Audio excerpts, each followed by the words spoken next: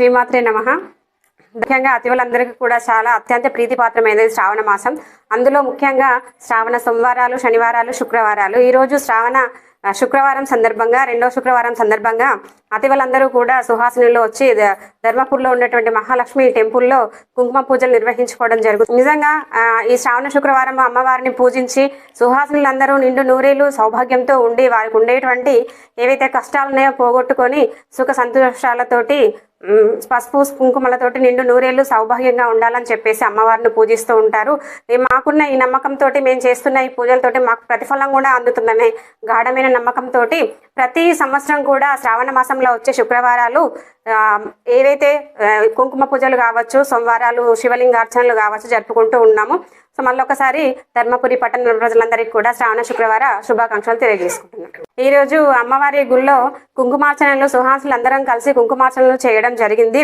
ఈ సందర్భంగా పట్టణంలో ఉండేటువంటి ప్రజలందరూ కూడా సుఖ సంతోషాలతో ఉండాలని, ముఖ్యంగా సుహాసినులు నిండు నూరేళ్లు పసుపు కుంకుమలతో ఉండాలని చెప్పేసి కోరుకుంటారు. పిల్లలు తన కుటుంబం కూడా చల్లగా ఉండాలని చెప్పేసి అలాగే మేము ప్రతి శుక్రవారం కూడా శ్రావణ శుక్రవారంలో వచ్చే 4 శుక్రవారాలు కూడా అమ్మవారిని వేడుకుంటాము. ఈ శుక్రవారం ముఖ్యంగా కుంకుమ పూజ నిర్వహించుకొని కోరుకోవడం జరిగింది. శ్రీమాత్రే నమః. లక్ష్మీ మాతాకి జై.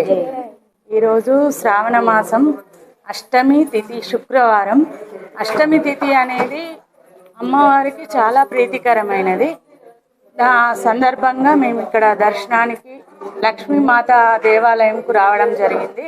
అందరము సామూహికంగా కుంకుమ పూజ, అన్ని పూజ, అభిషేకము, అమ్మవారికి అభిషేకము, కుంకుమ పూజ చేసుకోవడము జరిగినది. శ్రావణ మాసం నెలంతా కూడా అమ్మవారికి ప్రీతికరమైనది. కాకపోతే వచ్చే వరలక్ష్మి శుక్రవారము మరి అష్టమి తిథి అనేది కూడా చాలా ముఖ్యమైన తిథి అమ్మవారికి. ముఖ్యంగా అందరము సౌభాగ్యంగా ఉండాలని సుమంగళి పూజ చేసుకొని కుంకుమ పూజ చేసుకోవడం జరిగినది. నమః. శుక్రవారము అమ్మవారికి అష్టమి తిథి చాలా ప్రీతికరమైన రోజు. ఈరోజు కుంకుమ పూజ, అభిషేకాలు, అర్చనలు, అష్టోత్తరాలు అన్నీ అందరం కలిసి సామూహికంగా మహాలక్ష్మి అమ్మవారి గుళ్ళో జరుపుకున్నాము.